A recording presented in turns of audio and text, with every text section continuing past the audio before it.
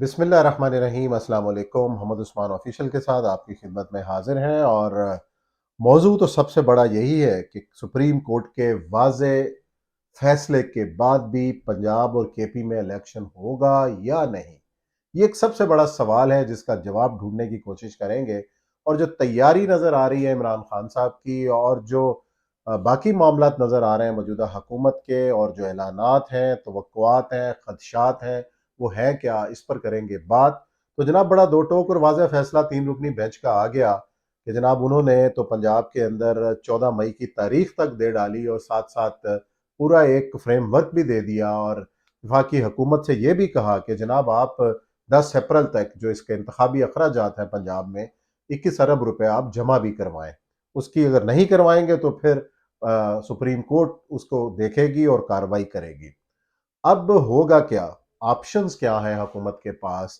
हुकूमती वुज़रा भी और हुकूमती इत्तेहादी भी और बिलावल भुट्टो भी, शहबाज शरीफ साहब भी, सारे एक ही बात करते नजर आ रहे हैं कि हम इस फैसले को नहीं मानते। मुस्लिम लीग नून के सरबराह जनाब नवाज शरीफ साहब ने भी बड़ी धुआंधार प्रेस कॉन्फ्रेंस की लंदन से। उन्होंने भी यही बात कही कि जनाब हम इन फैसले को और इस फैसले को नहीं मानते क्योंकि ये जज मुतनाज़ हैं। अब इतनी बड़ी बात उन्होंने कही, और खास अपने हवाले और अपने जो फैसले थे अपने खिलाफ जो होने वाले उनका हवाला दिया कि मेरे खिलाफ ये हुआ, मेरे खिलाफ ये हुआ, मेरे खिलाफ जजों ने ये किया, मुस्लिम लीग नून के खिलाफ ये कार्रवाइयां की, और आज एक लाडले को वापस इख्तदार में लाने के लिए राह हमवार की जा रही है। तो ये जो इल्जामात का एक पूरा सिलसिला है, इसके तनाजुर के अंदर होगा क्या। एक पाकिस्तान के अवाम मुस्तरब भी हैं और वो जानना भी चाहते हैं कि आखिर ये स्टेबिलिटी जो है, इस्तेहकाम आएगा कैसे। और दूसरी तरफ हुकूमत है, वो ये कहती है कि जनाब अगर इस माहौल के अंदर इंतखाबात हो भी जाते हैं तो उसका फ़ायदा कुछ नहीं होगा, और ये जो पोलराइजेशन है इसी तरीके से जारी रहेगी, कोई फ़र्क पड़ने वाला नहीं है। लेकिन सबसे बड़ी जो चीज़ है वो है पाकिस्तान का आइन। पाकिस्तान का आइन ये कहता है कि जब असेंबली की मुद्दत पूरी हो या असेंबली तोड़ दी जाए तो उसमें 90 दिन के अंदर अंदर इंतखाबात कराना लाजिम है। अगर देखा जाए 90 दिन की जो मियाद है इंतखाबात कराने की, वो तो गुजर चुकी है। अब जो सुप्रीम कोर्ट के अंदर जो 14 मई की जो डेट सुप्रीम कोर्ट ने अनाउंस की है, तो ये भी 90 दिन से तो ज्यादा तजावज कर चुकी है। 90 दिन से तो आप हर सूरत बाहर निकल आए हैं।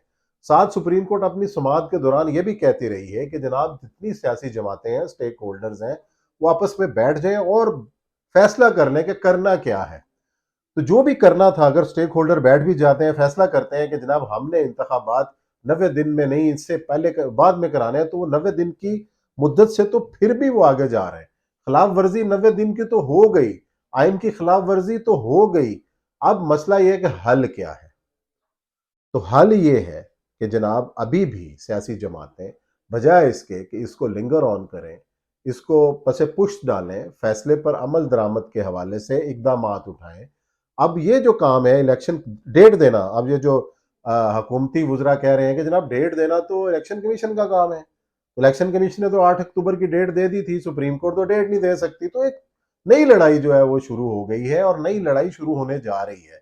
और अब बातें कल की बिलावल भुट्टो जरदारी साहब ने कि जनाब अगर ये फैसला खिलाफ आया, ये हमारी बात ना मानी गई, तो मार्शाल्लाह ये इमरजेंसी का खतरा है।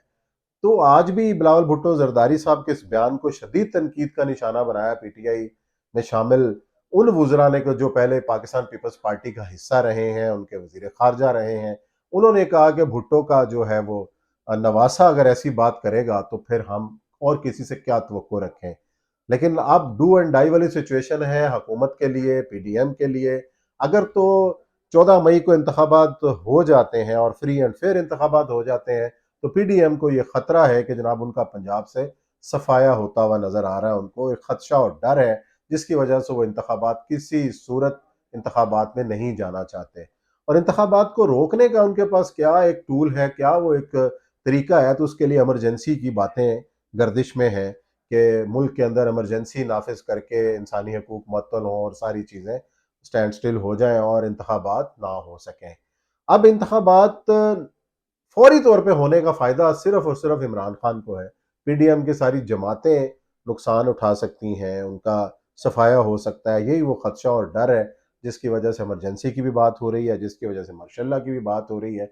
لیکن سب سے بڑا جو مسئلہ ہے وہ آپ کا معاشی مسئلہ ہے، اور جو معاشی مسئلہ ہے وہ سیدھا سیدھا سیاسی استحکام سے جڑا ہوا ہے۔ لیکن بدقسمتی سے اگر اس صورتحال کے اندر انتخابات ہو بھی جاتے ہیں، سیاسی جماعتیں اس ماحول کو ٹھنڈا نہیں کرتی۔ انتخابات کرانے کے لیے ایک انتخابی ماحول چاہیے، وہ کہتے ہیں نا کہ ایون پلینگ فیلڈ ہونی چاہیے، کہ سب کے لیے موقع ہو، سب ایک دوسرے کو برداشت کریں۔ بدقسمتی سے حالات اس نہج پر ہیں کہ ہم نے ان انتخابات کو بھی، ان انتخابات کی کیمپینز کو بھی سیاسی لڑائی بنا دیا ہے۔ انتخابی لڑائی ضرور ہونی چاہیے، لیکن بدقسمتی سے اس سیاسی لڑائی میں بدل چکی ہے۔ سیاسی لڑائی سے بھی کہیں آگے ذاتی دشمنیوں میں تک بات آ چکی ہے۔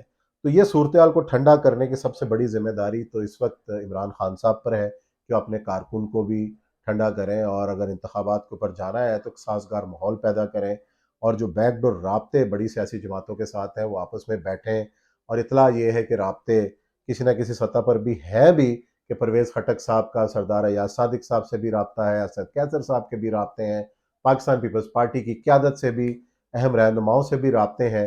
لیکن اس وقت تقاضا یہ ہے کہ جس طرح سول سوسائٹی کے کچھ لوگ اس میڈیشن کے درمیان میں ہیں اور وہ صلح کرانے کی کوشش کر رہے ہیں، ان کی آواز کو سنا جائے، بیٹھا جائے، ملک کو آگے لے جانے کے لیے کوئی بھی لاہے عمل ہو وہ بنایا جانا چاہیے جس پہ تمام لوگ عمل کریں۔ ورنہ پھر نہ تو کسی کے ہاتھ میں گیم رہنی ہے، پھر گیم کوئی اور اچک کے لے جائے گا اور پھر آپ جو ہے وہ پچھتاتے رہیں گے۔ اس لیے پاکستان کے عوام کا مفاد اسی میں ہے کہ سیاستدان خود فیصلے کریں۔